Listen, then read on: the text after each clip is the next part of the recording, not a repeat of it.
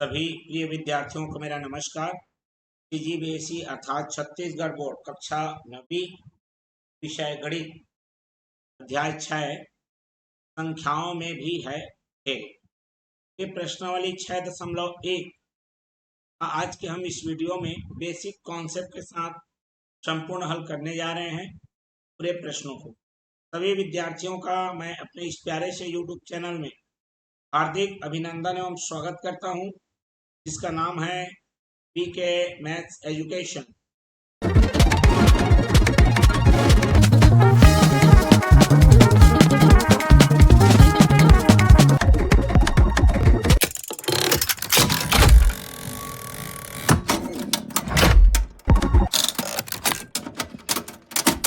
जैसा कि मैं बता चुका हूं, इस वीडियो में हम प्रश्नावली 6.1 के प्रश्नों को हल करेंगे। जो विद्यार्थी हमारे चैनल में नए हैं, चैनल को सब्सक्राइब कर बेल आइकन नोटिफिकेशन ऑन कर लीजिए, ताकि जो भी वीडियो हम लोग अपलोड करें आपको नोटिफिकेशन के माध्यम से सबसे पहले पहुंच सके। दूसरी बात, वीडियो को अंत तक जरूर देखिए, एक एक चीज को समझना है तो अंत तक जरूर देखिए। वीडियो पसंद आए तो लाइक करिए, ज्यादा से ज्यादा इसे शेयर करिए। जो विद्यार्थी हमारा पिछले अध्यायों का वीडियो नहीं देख पाए हैं, उनको लिए हमने लिंक डिस्क्रिप्शन बॉक्स में अवेलेबल कर दिया है, वहां से आप सारे वीडियो एक साथ देख सकते हैं। तो चलिए शुरुआत करते हैं। तो आज का जो टॉपिक है हमारा वो है पहेलियों पर। संख्याओं में भी है खेल, अर्थात यहाँ पर कुछ पहेली अर्थात खेल के माध्यम से हमको पढ़ाई करनी है। ठीक है, पहेलियों का हम यहाँ पर सुलझाएंगे। पहेलियों को किस प्रकार के प्रश्न लगे हुए हैं देखते हैं। अब वो प्रश्न देखेंगे समझ में आएगा हमें। चलिए, जैसे देखिए प्रश्नावली 6.1 में एक ही क्वेश्चन है भाई, जिसके अंतर्गत 7 क्वेश्चन है। इन 7 प्रश्नों को एक एक करके हमको क्या करना है, हल कर लेना है। चलिए मैं बढ़ता हूं मैं प्रश्नों को हल करने की ओर। अभी एक तरीके की पहेली है जिसको हमको समझना है और जानना है और हल करना है। चलिए मैं सॉल्यूशन लिखता हूं। यहां पर आप देख रहे होंगे बी ए है और 3 है, मतलब ए में 3 जोड़ने पर बी आ रहा है। ठीक है, ए में 3 जोड़ने पर बी आ रहा है।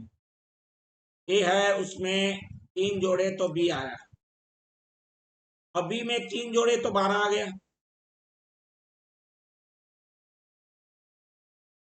तो इसका मतलब यहाँ ए और बी दोनों अज्ञात हैं।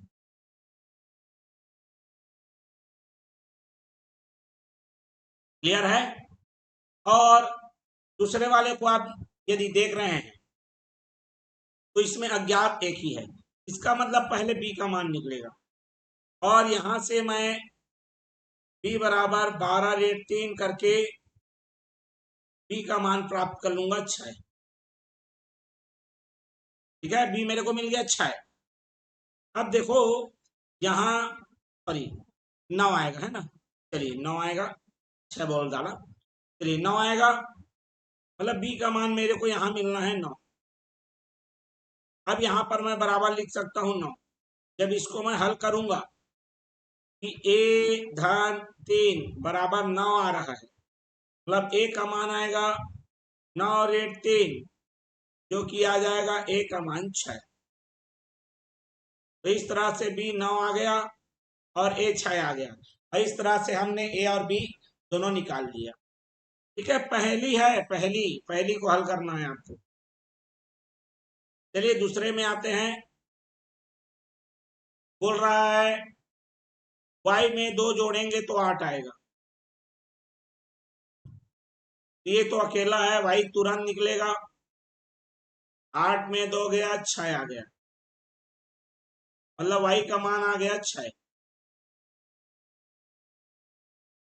ठीक है, अब देखो x में y को जोड़ोगे तो 1 आना है।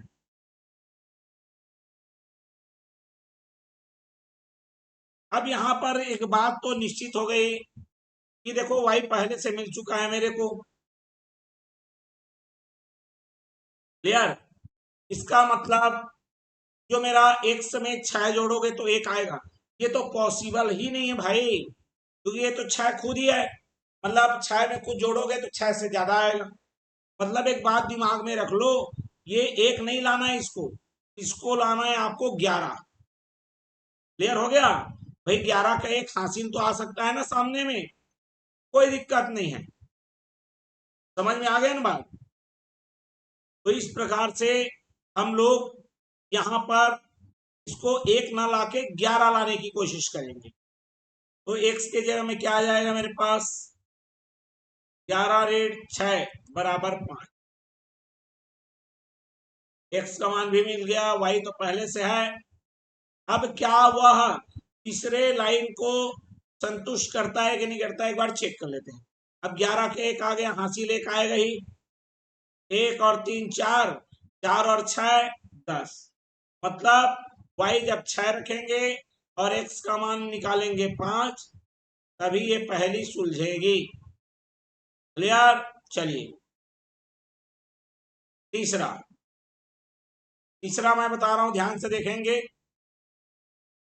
ठीक है, यहां देख लो।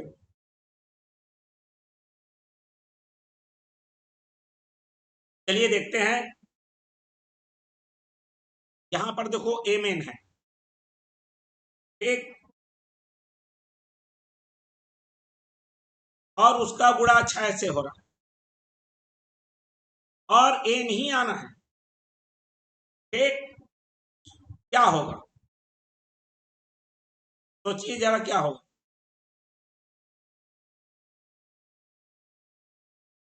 देखो भाई, अगर किसी का 6 से गुणा करते हैं, समझ रहे हो बात को, यदि किसी का 6 से गुणा करते हैं और जिससे गुणा करें वही आ जाए, ये तभी संभव है जब एन के जगह में सम संख्या रहे। मतलब एन का मान 2 आना चाहिए, 4 आना चाहिए, 6 और 8, 2 छक्के 12, 2 रखोगे तभी 2 आएगा, 6 चौक 24, तभी 4 आएगा, 6 छक्का 36। अब यहाँ पर तो मतलब मेरे को एक बात समझ में आ गया, ठीक है। अब एक बात बताओ, किसी का गुणा कर रहा हूं, ठीक, किसी का गुणा कर रहे हैं और जो उत्तर है आपका, समझ रहे हो बात को, तो जो आपका उत्तर है वो 3 अंक में आ रहा है। 3 अंक कहां से शुरू होता है भैया, 100 से, ठीक है। अब किसी का गुणा मैं कर रहा हूं 6 से और वो 100, मतलब कम से कम 100 आना चाहिए। अब यहाँ पर 3 अंक मिलेंगे, 3 अंक कहाँ शुरू होता है, 100 से। मतलब यहाँ पर आपको कम से कम जो क्वेश्चन मार्क है उसके जगह में 100/6 अर्थात 16 छक्का 96 होता है, और यदि उसको 3 तो 16 छक्का 96 करेंगे तो इसका मतलब वो तो 2 ही अंक होगा, हमको 3 लाना है, तो कम से कम 17 छक्का 102 होता है। कम से कम इस क्वेश्चन मार्क के जगह में क्या आना है, 17 आना है, ठीक। कितना आना है भाई, 17, तब तो उत्तर मेरा 3 अंकों में आएगा। लेकिन भैया हम लोग इकाई में 7 रख नहीं सकते, ठीक, तो 17 से बड़ा रखना है, 17 से आप छोटा रखोगे तो उत्तर 3 अंकों में नहीं आएगा, इकाई दहाई सैकड़ा 3 अंकों में नहीं आएगा, 17 से कम रख दोगे तो इसका मतलब आपका आंसर 17 से बड़ा रखना है। तो इन तीनों का रोल तो खत्म हो रहा है, बचा कौन, 8 बच रहा है। तो इसका मतलब एन के जगह मैंने क्या ले लिया, 8, ठीक। और यहाँ पर एम है, गुणित में क्या करूं मैं, 6, 6 8 48 का 8, देखो यहाँ 8 है तो ये भी 8 आ रहा है, सेम आ रहा है कि नहीं आ रहा है, बिल्कुल। दूसरा, यहाँ पर एक और बात है, यहाँ पर जो रखेंगे वही यहाँ पर भी आना चाहिए। क्लियर हो गया बात। चलिए ऐसी स्थिति में अगर मान लो मैं 1 रखता हूं तो 6 कम 6 8 छक्का 18 छक्का आएगा, 18 छक्का 108 आएगा। यहाँ एक रख रहा हूं तो यहाँ भी एक आ जा रहा है, मतलब एम का मान कितना रखना पड़ेगा मेरे को? 1। ठीक, क्योंकि एम का मान 1 2 3 4 5, मैं 1 से चालू करूंगा और जैसे ही मैंने 1 रखा वो 1 भी यहाँ पर हमको क्या हो गया? प्राप्त हो गया। और यहाँ पर आ जाएगा आपका 0। तो एल का मान तो कुछ भी हो सकता था, तो इसका मतलब एम का मान 1, एल का मान 0 और एन का मान हमको क्या प्राप्त हो गया है भैया? 8 प्राप्त हो गया। ठीक, बाकी कोई अन्य यहाँ पर लेंगे 1 के अलावा आपको नहीं मिलेगा। तो पहले ये डिसाइड करना था 3 अंक होने के लिए आखिरी में कितना होना है, जो कि हमको 8 मिला। फिर 1 2 3 करके रखना है जिससे हमारा प्राप्त हो गया, और एल का मान आ गया 0, एम का मान आ गया 1। 18 छक्का 108 देख लो, ये 8 है तो ये भी 8 है क्योंकि दोनों एन है, ये 1 है तो ये भी 1 है, और बीच में कुछ भी हो सकता है जो कि 0 आ चुका है। क्लियर हो गया? चलिए अब इसको देखो जरा, भाई फिर कहानी है, किसी को किसी से गुणा करो तो उसका वही अंक आना चाहिए। ये 2 परिस्थिति में हो सकता है, ये 2 परिस्थिति में होगा। जैसे 1 का 1 करोगे तो 1 आएगा, 2 गुणे 2 करोगे 4 आ रहा है तो ये होगा नहीं, तो इससे आना है 2 2 2 सब में आना था। 3 गुणे 3 3 9, ये भी नहीं है। 4 गुणे 4 चौक 16, 6 आएगा, ये भी गलत हो गया। 4 आएगा, आना है तो ये हमारा इसमें आएगा, 1 में आएगा, और 5 बचे 25 में 5 मिलेगा, 6 छक्का 36 में 6 मिलेगा। ठीक है, 7 में 7 सते 49, ये 7 है दोनों, ये 9 आ रहा है, जो लोग है वही आना चाहिए। 8 गुणित 8 8 अट्ठे 64, इसकी भी कहानी खत्म। 9 गुणित 9 9 नहीं है 81, यहाँ 9 9 है, यहाँ 1 आ रहा है, इसका मतलब या तो 1 रहेगा, या तो 5 रहेगा, या तो 6 रहेगा। ठीक, यदि 1 लूंगा तो ये 11 हो जाएगा, तो 11 एक कम 11 आ जाएगा, जबकि यहाँ पर इकाई में क्या आना है? 7 आना है। तो इसका मतलब अब या तो 5 होगा या तो फिर क्या होगा? 6। तो जैसे ही जेड का मान मैं 5 रखता हूं तो क्या आएगा? ये 15 गुणे 5, 15 पचे कितना आ जाएगा? 75।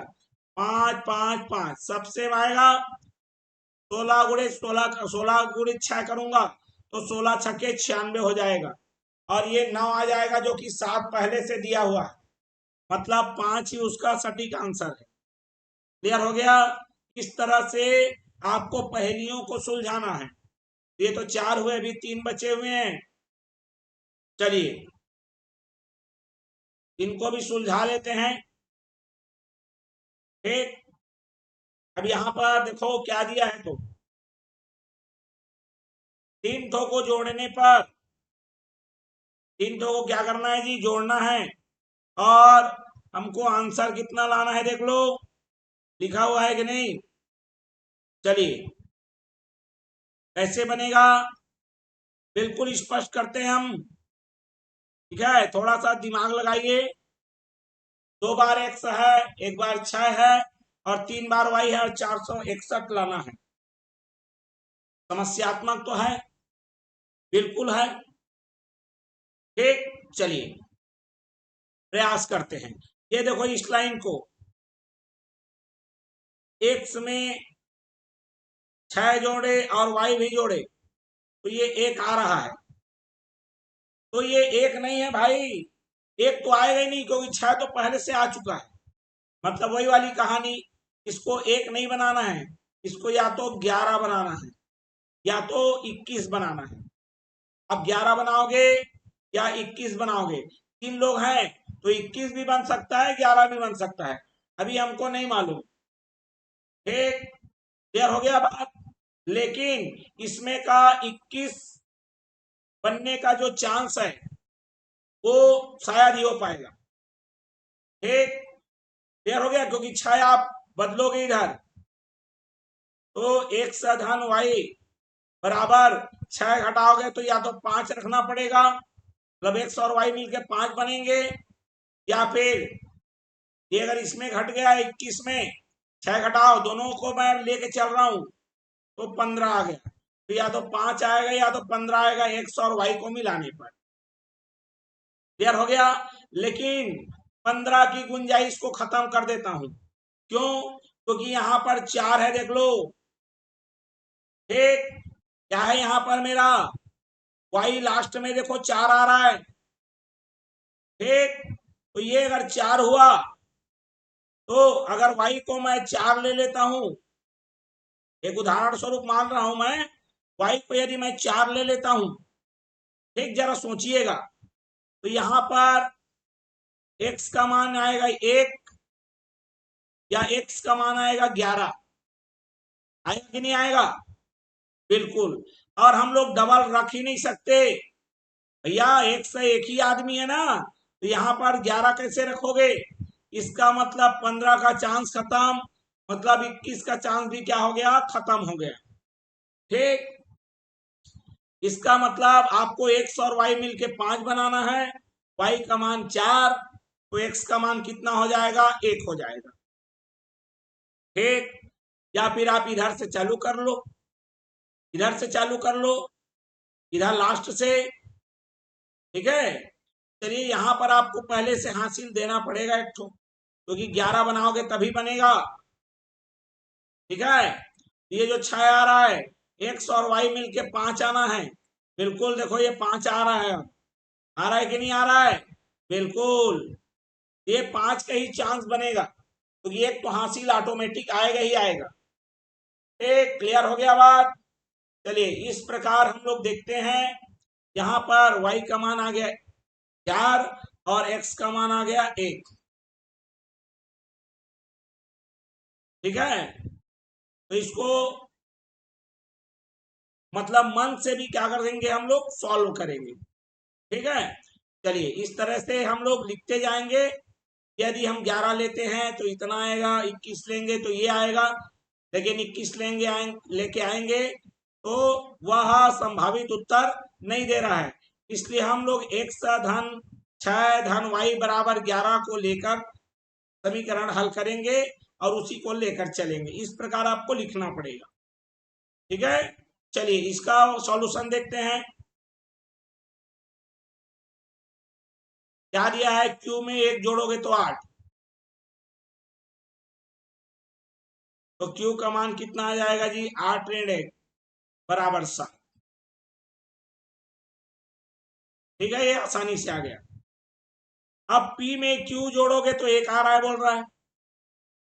बोल रहा है कि नहीं? बिल्कुल, q में मतलब p में q को जोड़ोगे तो 1 आएगा, तो क्या ये एक संभव है क्या? भाई q का खुद मान 7 है, तो 1 आना तो संभव नहीं है, इसलिए इसको क्या मानना पड़ेगा? 11। मतलब यहां पर आपका हासिल आएगा ही आएगा। क्लियर? इस तरह से p का मान आएगा 11 ऋण 7 बराबर 4, तो p का मान आपको मिल जाएगा 4 मिल जाएगा। ठीक, अब देख लो यहां पर p का रखोगे 4 2 6 और 1 7, क्यों 7 आ रहा है ना भाई? बिल्कुल, तो ये सटीक आ गया, तो p का मान 4 और q का मान 7। इस प्रकार आपको हल करके बताना है। अब इसको देखो, ये वही वाली कहानी है जैसा कि अभी अभी वही ml गुणित 6 बराबर आया था, उसमें ये नीचे वाला दे दिया था। ठीक, इसमें नहीं है, सब तीनों बराबर हैं। तीनों बराबर होने का मतलब समझ रहे हो आप? तीनों बराबर होने का, और जो जितना यहाँ पर है उतना ही यहाँ पर होना है, और सब के सब उतना ही होना है, तो इसके आंसर जो है वही देखो, यहाँ पर जो रहता है सेम कब आएगा बताया हूं मैं, यदि एल का मान 2 रहे, 4 रहे, 6 रहे, या फिर क्या रहे? 8 रहे। क्लियर हो गया बात? चलिए अब मैं ये एल का संभावित मान है, ये मतलब एल के जगह में आप 1, 3, 5, 7, 9 नहीं रख सकते जी। क्लियर हुआ कि नहीं हुआ? जीरो भी नहीं रख सकते क्योंकि तीनों जीरो हो जाए ऐसा संभव नहीं है। तो इसका मतलब तीनों का मान 2 रहेगा। किसी का गुणा करके यदि 222 आ रहा है मतलब उसको 6 से भाग होना पड़ेगा। क्या ये 6 से भाग हो रहा है? पहले वो देख लो। 6 तिया 18, एक 4 बचा, 6 सत्ते 42। लेकिन यहां पर क्या है, ये आपने 2 लिया, इधर 7 आ रहा है, मतलब एल का मान जो 2 है वो खत्म। 4 4 4 भागे 6, 6 सत्ते 42 और 6 चौक 24। तो देखो यहाँ 4 है तो यहाँ भी 4 आ रहा है। इसका मतलब एल का मान क्या संभावित है? 4 संभावित है। क्लियर हो गया बात? अरे 6 सत्ते 42 होगा ना, तो बचेगा 6 चौक 24। कहानी खत्म, बात खत्म। क्लियर हो गया? चलिए अब यहाँ पर और चेक कर लेते हैं। 6 6 6 भागे 6, 111 आएगा। यहाँ 6 है लेकिन यहाँ 1 आ रहा है और 3 संख्या भी आ जा रहा है। सबसे बड़ी बात वो है, जबकि यहाँ पर हमारे पास 2 ही लोग हैं। 1 8 8 8 भागित में कितना करना है? 6। ठीक, 6 कम 6, 6 कम 6 हो गया, 2 बचा। 6 चौक 24, 6 अठे 48। इसका भी रोल खत्म क्योंकि यहाँ 3 लोग हैं। अब एक ही मान संभव दिख रहा है, वो कौन है? 74। मतलब यदि इसका 74 का गुणा 6 से करेंगे तब ये आता है मेरे पास 4 4 4 3 बार। यहाँ 4 यहाँ 4, एम का मान 7। तो हम बताएंगे एम का मान 7 आ रहा है और एल का मान 4 आ रहा है और यही हमारा क्या हो जाएगा? उत्तर हो जाएगा। क्लियर हो गया बात? तो इस तरह से हमने इस प्रश्नावली में जितने भी प्रश्न थे सबको एक एक करके हल कर लिया है। स्पष्ट हो गई बात? चलिए एक एक करके हमने सारे प्रश्नों को हल कर लिया।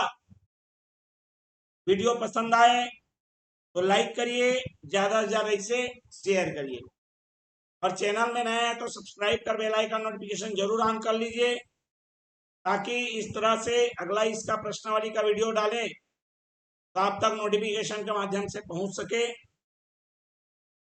जो विद्यार्थी हमारे इसका पिछला अध्यायों का वीडियो नहीं देख पाए हैं के लिए हमने लिंक डिस्क्रिप्शन बॉक्स में अवेलेबल कर दिया है, वहां से आप देख सकते हैं। तो चलिए फिर मिलते हैं अगले एक्सरसाइज में एक नए कॉन्सेप्ट के साथ। तब तक के लिए आप सभी विद्यार्थियों को मेरा धन्यवाद एवं नमस्कार।